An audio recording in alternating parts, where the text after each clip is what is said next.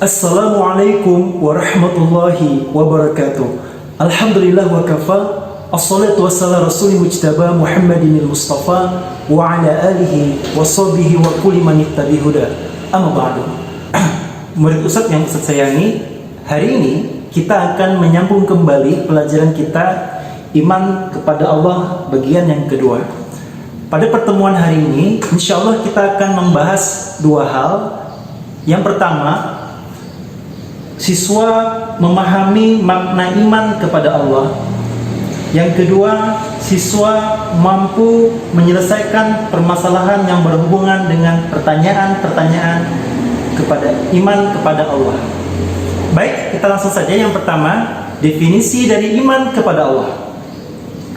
Berdasarkan hadis Nabi SAW dalam riwayat Tabrani disebutkan, apa definisi dari iman? Amana yu'minu imanan. Ini dia definisi secara istilahnya. Aqdun bil qalbi. Kemudian yang kedua, ikrar bil lisan. Dan yang terakhir, amal bil arqan. Jadi ada tiga komponen yang harus dimiliki seseorang jika ingin dikatakan beriman kepada Allah. Komponen yang pertama, aqdun bil qalbi, atau bisa juga tasdiqul bil qalbi, meyakini di dalam hati dengan sepenuh hati. Ada di sini perbedaan antara meyakini iman dengan meyakini dalam sains. Jika meyakini dalam iman, kita tetap yakin, percaya meskipun tanpa ada bukti. Sebagai contoh, ini dia sahabat Nabi SAW, sosok seorang Abu Bakar, lalu diberi gelar As-Siddiq. Ketika yang lainnya ragu dengan apa yang dialami Rasulullah SAW, Abu Bakar meyakini bahwa baginda Nabi SAW memang betul-betul mengalami kejadian yang luar biasa Isra dan Mi'raj, padahal tidak ada bukti. Ini dia iman ya, walaupun tanpa bukti. Terlebih lagi nanti hari ini akan diberikan bukti tentang hal itu. Maka kita harus tetap percaya ya. Maka kita makin percaya. Tanpa bukti aja kita beriman, apalagi dikasih bukti. Berbeda dengan sains. Sains itu kita percaya, seseorang itu akan percaya dengan sains asal itu dibuktikan. Makanya nanti kalau Ananda kuliah ya, atau S2 atau S3, bikin skripsi, bikin tesis, bikin disertasi, harus dibuktikan oleh dosen penguji. Maka nanti diberi gelar sarjana. Makanya kan sains itu percaya kalau dibuktikan. Makanya di sini kita walaupun Allah tidak nampak, nah nanti ada pertanyaan nanti setelah ini ya. Walaupun tidak nampak, tapi Allah ada gitu. Sebagaimana juga malaikat kan tidak bisa dibuktikan nih, nggak ada buktinya, tapi kita percaya malaikat itu ada. Rasulullah walaupun kita tidak pernah bertemu, tapi percaya bahwa ini syariatnya baginda Nabi, itu namanya iman. Iman kepada Allah, rukun iman kan ada 6 ya. Iman kepada Allah, iman kepada malaikat, iman kepada kitab, iman kepada Rasul, iman kepada hari kiamat, dan iman kepada qada dan qadar.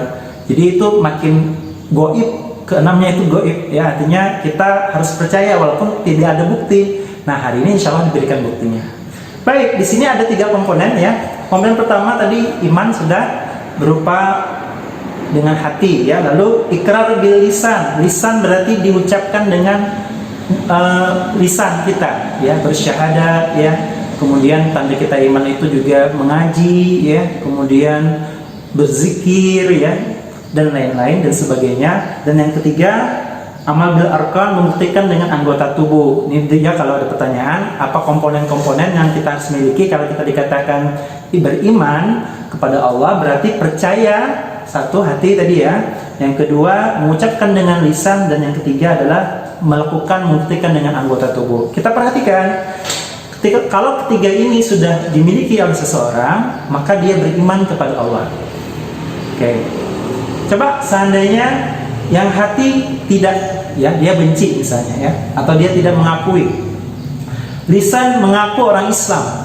Lalu yang berikutnya, anggota tubuh ikut organisasi Islam, dia ngakunya orang Islam, ikut organisasi Islam. Ternyata di suatu ketika dia bilang bahwa teroris adalah ada agamanya Islam, saking bencinya ya.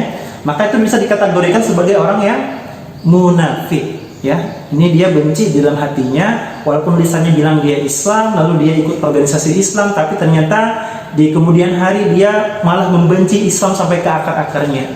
Maka ini termasuk munafik, dan munafik ini sudah ada sejak zaman Nabi Muhammad SAW. Ini adalah kategori berbahaya, ya. Baik, yang berikutnya, hati ya meyakini, kemudian lisan tidak pernah bersyahadat, ya. Kemudian membuktikan anggota tubuh ikut membela Nabi. Ini juga pernah dalam sejarah, ya, ada beberapa kerabat Nabi yang melindungi Nabi, lalu yakin Nabi ini memang Rasulullah ini betul-betul seorang Nabi, ya, tapi karena mungkin ada alasan tertentu, ya, salah satunya mungkin karena keluarga dan lain-lain, akhirnya akhirnya tidak mengucapkan syahadat ketika hidupnya. Makanya juga belum dikatakan seorang muslim.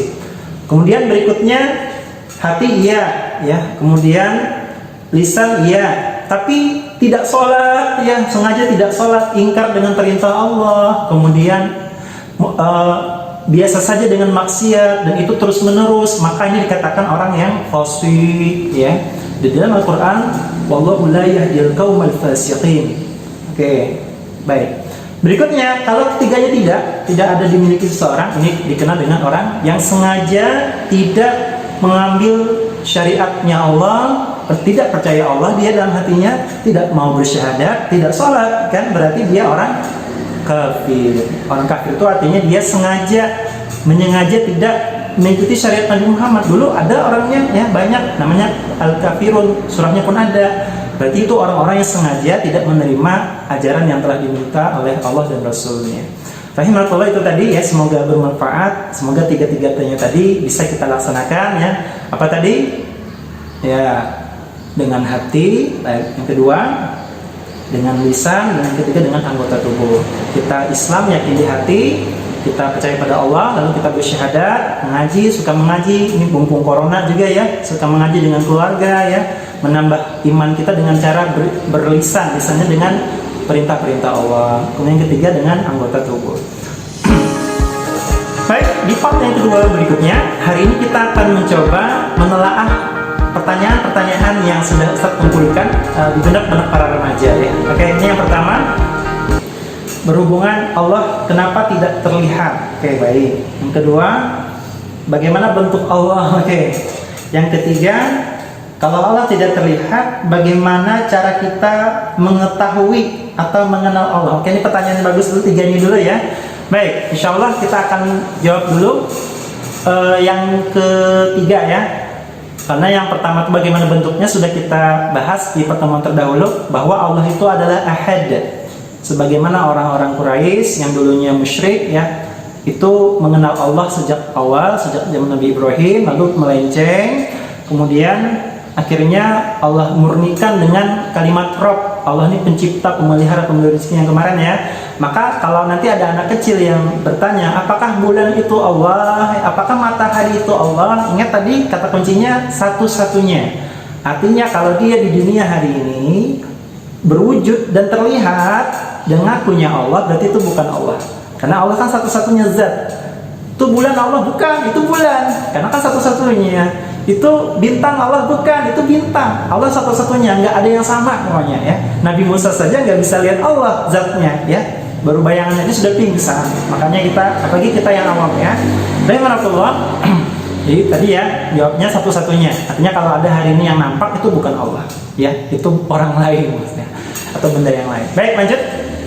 Bagaimana cara mengenal Allah padahal Allah tidak terlihat? Maka cara yang pertama, mengenal melalui Al-Quran dan hadis. Oke, ini contohnya di dalam Al-Quran. Oke, tadi juga surah Al-Ikhlas, ya. Oke, ini contoh yang lain. Oke, ini contoh yang lain juga. Lalu hadis, ini contoh yang di hadis, ya. Oke, maka yang bisa kita lakukan, yang perlu kita ingat, apa kata Allah dan apa kata Rasul itu pasti benar, insya Allah, ya, pasti mengandung kebenaran. Dzalika kitabul raiba fi hudal lil muttaqin, di Quran surah Al-Baqarah. Baik, lanjut. Tadi sudah mengenal, ya. Yang kedua, cara mengenal Allah berikutnya melalui apa? Melalui ciptaan-ciptaannya. Oke, anak Ustaz.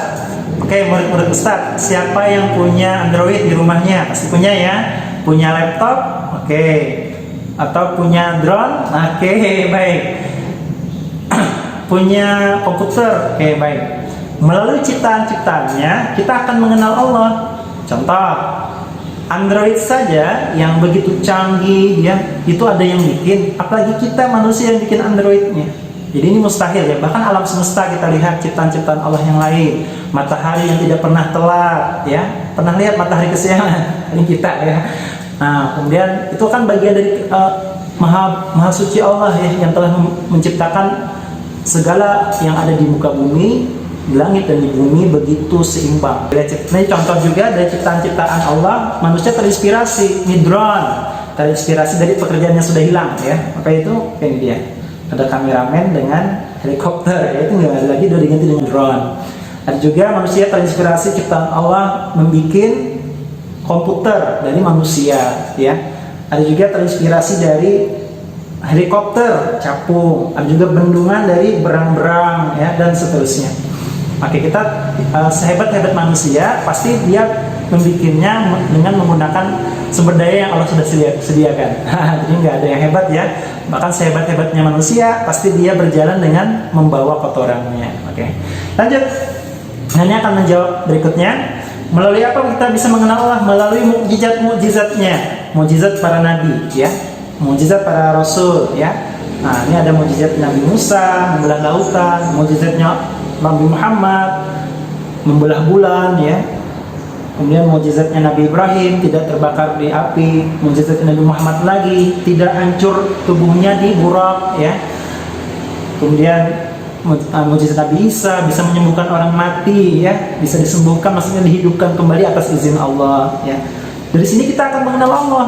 Ada zat yang di luar nalar manusia, ya, yang biasanya nggak bisa jadi bisa. Ini kan atas bantuan Allah Subhanahu wa Ta'ala. Berikutnya, yang berikutnya, ini akan menjawab kenapa Allah tidak terlihat, ya. Melalui apa kita mengenal Allah? Yang kita pelajari pada bab hari ini, ya, dari materi hari ini, yakni dengan melalui nama atau kita kenal dengan Asmaul Husna. Oke, salah satu Asmaul Husna yang bisa menjawab tadi kenapa Allah tidak terlihat, ini dia Al-Adil, ya, yang artinya Allah Maha Adil. Maksudnya apa? Apa hubungannya tidak terlihat dengan adil? Oke, Allah itu Maha Adil. Kenapa? Karena Allah tidak nampak di dunia. Allah menampakkan dirinya di dunia. Allah tidak adil.